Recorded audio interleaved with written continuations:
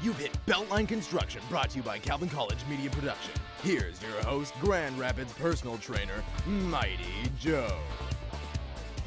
Welcome back to Beltline Construction. Once again, I am your host, Mighty Joe Stankowski, and today we're going to talk about rotation. Rotation and anti-rotation, really. We talk about the 5 different movement patterns that we use. We have our pushing, our pulling, our bending, our level changes, and rotation. And really the hips and shoulders are excellent joints to work rotation with. And really it's a shame if all you do is squat and just work with one plane and do shoulder presses in a single plane, you don't get the rotation aspect in there. If you have injuries and you can't rotate, then obviously our prom date guideline says don't do what hurts, painless range of motion, demonstrating acceptable technique. But I'm going to have our supermodels come in, Stephanie and Travis. We're going to demonstrate a few different exercises. We're going to try to do it as a workout of sorts. You can kind of train along with us at home, grab some dumbbells, grab whatever weights you have, grab a bench, stability ball. We're going to be using lots of different tools today. And just these different exercises and really focusing on the hips and the shoulders being our big rotators. So we have Stephanie on the bench first. We're going to demonstrate just a simple chest press the way it would normally be done, but with a twist, or I should really say with an anti-twist. Traditionally, you'd have that was a good one, I just made that up, huh? Typically, you'd have a dumbbell or a barbell that's balanced out in both hands. What we're going to do here today with Stephanie, to get the anti-rotation side of things, we're just going to give her a weight on one side and one side only.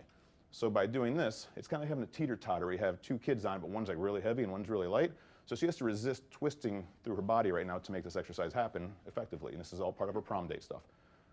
So now she's doing pretty well here. We're going to get about 5 or 6 reps on this and do this along with us again. So we've got the anti-rotation happening, which is good. We're going to throw in a little kicker here now at the bottom of the next rep or 2. We're going to start to throw some rotation from her shoulder in. So we've got anti-rotation from the core. Good. And start neutral at the bottom and rotate so your hand faces your feet at the top. Good. Good. Now just a note on spotting, because sooner or later, if you're ever training in a gym or if you're training at home and you have a family member with you, friend, neighbor, whatever, maybe an enemy, somebody you don't like that you train with, I don't know why you do that, you want to make sure you're keeping your training partner safe when they're doing stuff here. So a couple ways you can do this. One, you kind of keep an eye on her by the elbow, but what happens here is if she gets stuck and can't get the weight, I might be dumping weight right in her face. So really what we want to do is try to be a little closer to the wrist. So if she gets stuck, I kind of help her right here at the wrist and stop her from dropping the weight on herself. Then I can take the weight, we can switch sides, do the same thing, other arm. So then we're going to go into rotation right away. Good. And now, I know Stephanie's strong, so she doesn't need me to watch her very closely on this one. And plus, really, the great thing with dumbbells, too, is if you are training on your own, you can just let the thing go. If you have neighbors live downstairs from you, you might not want to drop too many times. They'll get a little upset at that. But we've got this rotation from the shoulders and anti-rotation from the rest of the body. Good job. I'll take that from you right here. What I'm going to do now is have Travis do the same exercise, but we're going to do it on a ball. So we're going to use a ball in place of a bench. So I'm going to have you slide right down. I'm going to get in what I call the tabletop position. So I'm going to go a little further down. So your head is supported by the ball, your shoulders supported, hips are up high. The wider his feet are, the more stable he becomes. So we could use that as much as we can. And if we don't have a lot of weight, we're going to use the same weight we have for Stephanie here. Not to say she's weak, but Travis is a little bit stronger, at least at chest moves.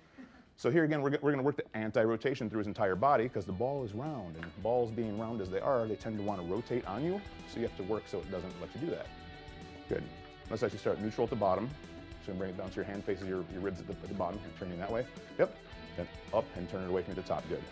If you can bring the weight a little closer towards the midline, we get a greater range of motion. We're looking pretty good right here. Good. And again, prom day guideline. How many of these do we do? Well, it depends how much weight you have available. If you only have, some 3-pound dumbbells, which I think is crazy to only have 3-pound dumbbells in your house. But a lot of people start with what they call hand weights, and they're not very heavy, so you have to get your volume some other way. Either by doing more repetitions or more frequency, or somehow increasing the challenge in a way that makes your body say, whoa, what are we doing? I think we got it right here, and I'll take that from you at the top. Good job. We're going to move on from here to an overhead press. So let Stephanie jump back in here. I'm going to hand the weight to you. Again, very shoulder dominant exercise right here. Just have you stand facing forward, and you're going to press in the whip, and you're going to rotate. Good job. I want to get some rotation there. And now here, a lot of people ask me the question, which way should I rotate? Should I have my hand facing in, or have my hand facing forward, and then which way? I find that people seem to do best with whatever's most comfortable. So if it feels better for you to start with your hand facing forward and rotate in, or vice versa, do what feels okay on a move like this. Good job. And now you're starting to kind of bend backwards a little bit, so that would tell me, let's not either push so hard or heavy. I'll take that one right there. And switch over to the side. Good job. Okay, so it would be tall through your spine. And here we can do this too with 2 weights. We have 1 weight in each hand if you want. But now we've even thrown anti-bend in here, because with this load on only one side of her body, she has a tendency to want to lean the side the weight's going to. So not only do we get the rotation, which we're focusing on, we get some anti-bend as well. So this is power-packed exercise right here, aren't they? Looking good. About 2 more and I'll take them at the top. Good. Again, spotting close. I mean, you have to know your training partner. Take it right there. Good job. And communication is really key when you're doing any kind of exercise like this and training with somebody else. Is just knowing how many they're expecting to get, how many repetitions or how many sets they want to do. You need to know this before you start the set.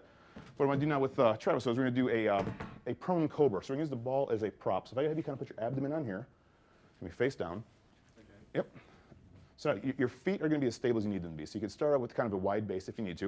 And we're going to pour our hands at the bottom as if you have 2 glasses of water. You're pouring them both in.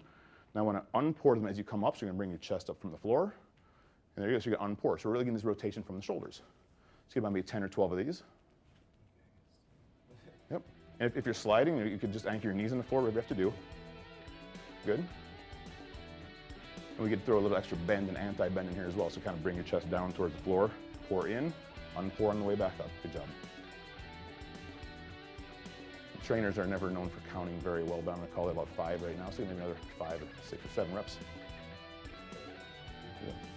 Yeah, looking good. Yeah, prom date. Travis has asked if he should move his arms back even further. And prom date answers all these questions. How far, how fast, how many, how much weight should you use, how often. Painless, range of motion, demonstrating acceptable technique. And if this one's a little uncomfortable, because sometimes when you have a ball like this kind of in your abdomen, it gets uncomfortable. It makes it a little hard to breathe even. So what we're going to do is I'm going to have Stephanie, after Travis finishes that one, I'm going to have her demonstrate one I call drawing the sword. Very pirate-like, I guess, in a way. So we're just going to start with a fairly light weight on this one. What she's going to do is start with it in her right hand, and you're going to pour it into your left pocket, and you come up and around and back, almost like you're trying to hand it to me back here, if you can kind of feel where I am. There you go, good. Good job. So you're going to pour it into your pocket, bring it on back, good. So we're getting a lot of rotation again through the shoulder. And if this move hurts, adjust, adapt, overcome, or just avoid altogether if you have to. If you really exaggerate the pour on the way in, if you're pain-free for that, and bring it up and back, good. So really it's the same move Travis did before on the ball, but now we have kind of a standing version of it.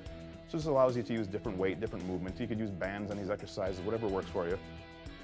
Whatever you have available. Good, how about one more, I'll take it at the top. And of course at home, I want you to do these on both sides, but we're just gonna start with that for right now.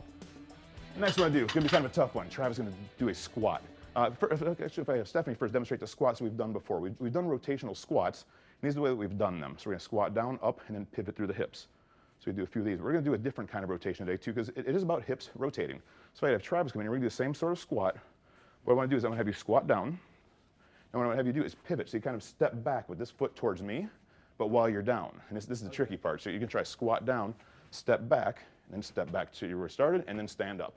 Good job. Okay, let's see if we get about 10 or 12 of those. You could alternate either side. Step back, step around, good. I think we got a workout going here. All right, so we give it a few each way and then go the other side, or you could alternate every one, whatever rhythmically you can handle. A lot of times when you alternate from one direction to another, it becomes challenging mentally, I think, as much as it does physically. So here we want to do what we can control. I'm going to step around front here and see what we've got with Travis for a second. So how far do we step? Not necessarily 90 degrees. We want to go as far as we can without the knee buckling in. So here we might have gone a little too far. Okay. Good. So we're going to take maybe a 30-degree step or so. His knee stays fairly towards me, and because we're not loading heavy, we're pretty good at this one. Let's give it a few more reps. You're making me sweat today, man. It's hot in here. Good job. Yeah, and here too, other ways you can do this. I'm going to give you one more way, because we're going to have to sign out of here pretty soon. Beltline Fitness or Construction goes quickly. You can hang on to this in front of you. Just however you want to hold on with 2 hands in front, or a kettlebell you can use. And squat down. A lot of times using weight actually makes it easier because you have more feedback. You have more information going to your nervous system. So your body senses, they say, okay, I am low, or I'm high, or my knees are bent, or they're not. So weight actually helps a lot of times. Good job. Do a few more. Okay, we're going to start signing out here now. Travis is going to get a few more reps. I know he's liking this one. I can feel it right now. I'm Mighty Joe. This is Beltline Construction. I want to make sure you come back again next time. We still got a lot more to cover in this series. Until we see you then, train like you mean it, and give you a little extra work to do here too. Okay. What are you just standing around? Let's try that drawing the sword on the other side now. Okay. Good job. Okay, up and back, good. Forward in your pocket.